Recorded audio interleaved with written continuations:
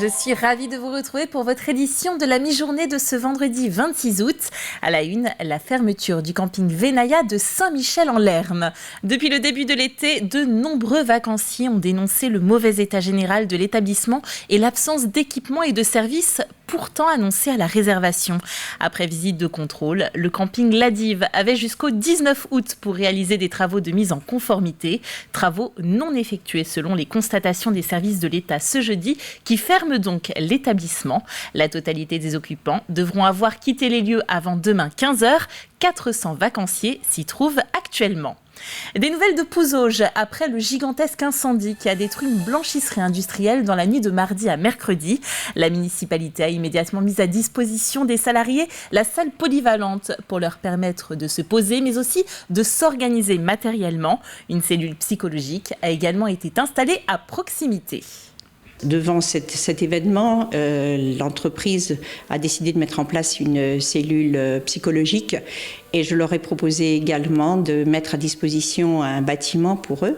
Et donc nous avons le centre des remparts qui, depuis aujourd'hui justement, a été retenu pour eux pour recevoir tous les ouvriers qui souhaiteront donc avoir une parole, une écoute.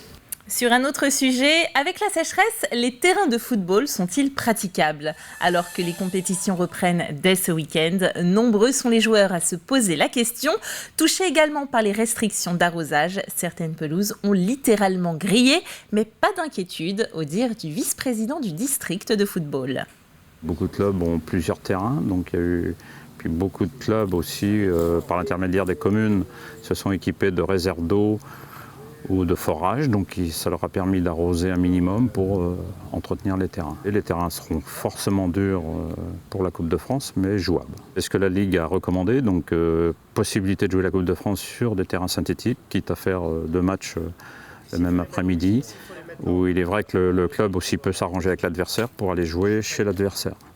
Voilà, si les deux ne peuvent pas trouver de terrain, ne peuvent pas jouer, ils seront sortis de la Coupe de France. Quand on accueille autant de visiteurs que le Puy du Fou, jusqu'à plusieurs milliers par jour, comment gérer la foule pour qu'elle circule en toute sécurité entre les différentes attractions ? Un dispositif bien huilé qu'a voulu découvrir Simon Filippo. Il nous dévoile quelques secrets du parc. Ils sont près de 200 à travailler à la sécurité du parc, avec pour principale mission la gestion du flux des visiteurs. Il faut faire en sorte que chacun puisse accéder au spectacle de son choix sans difficulté et puisse en sortir le plus rapidement possible.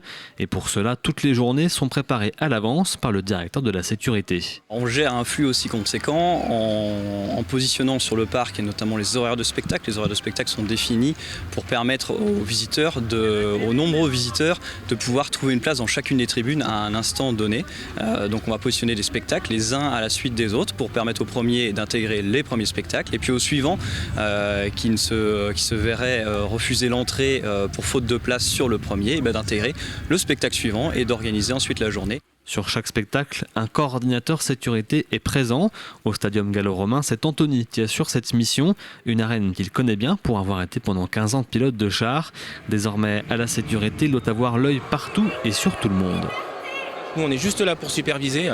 On va être en renfort également sur la sortie du spectacle et puis intervenir en cas d'événement ou d'incident pendant le spectacle. Voilà. Donc on est présent sur l'ensemble du site du Puy du Fou. On accentue un petit peu plus sur le stadium puisque c'est les tribunes, c'est notre spectacle le plus grand avec les tribunes les plus importantes et c'est là où se retrouvent le plus de spectateurs en même temps. Les placeurs tiennent aussi une place primordiale afin de guider la foule et parmi eux se cachent les secouristes. Des secouristes très sollicités durant cet été caniculaire. Pendant les périodes de canicule, on a eu beaucoup d'interventions, donc des malaises et des petits coups de chaleur. Du coup, on montait jusqu'à une centaine d'interventions par jour. Et comme on est 15 à peu près, ça nous fait des grosses journées. Le parc possède également son propre service incendie prêt à partir à la moindre alerte. Durant cette saison estivale, aucun incident n'est à déplorer. Mission remplie donc pour les équipes sécurité du Puy du Fou. C'est une structure unique en France que je vous invite à découvrir maintenant. La Maison du Bois Tissando a la particularité d'accueillir 15 familles composées d'adultes handicapés et de leurs parents vieillissants pour que ces derniers n'aient plus la crainte de l'avenir. Aux Herbiers, voyez ce reportage de Colline Davy. Un grand jardin et une très grande table pour un endroit unique en France. Le Bois-Tissando accueille 15 familles, alors il faut de la place pour tout le monde. La Maison du Bois-Tissando est née il y a 15 ans pour accueillir ici des adultes en situation de handicap avec leurs parents âgés qui souhaitaient, malgré l'âge et la dépendance, continuer la vie commune.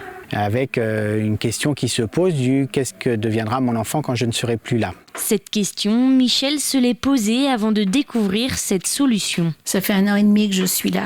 Et ce qui m'a fait venir ici, c'est... Je me suis retrouvée veuve en 2007.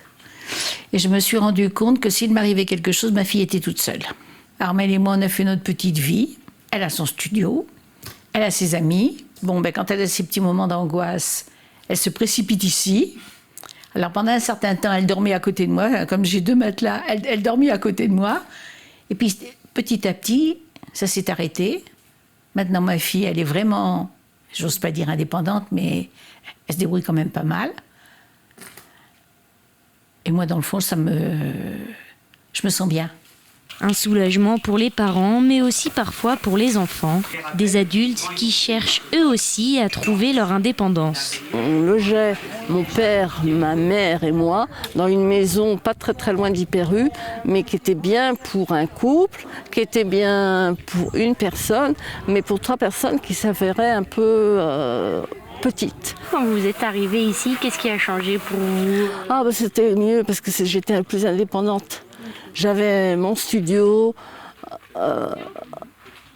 je sais pas, je vivais mieux, quoi. Et parfois, cette maison n'est qu'un passage. Thierry est arrivé en 2008 avec son papa. Il s'est marié le 11 juin dernier et envisage maintenant de refaire sa vie ailleurs, dans un nouveau studio. Ça fait du bien, ça fait du bien. Ça nous donne une responsabilité. Parce que j'aurais jamais pensé me marier un jour. Je me dis, mon père disait, non mais tu vas rester avec moi, tu seras tout seul, c'est bien les copains, mais c'est...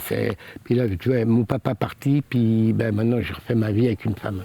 Si cette résidence est une solution pour la fin de vie, elle peut donc aussi lancer sur un nouveau départ.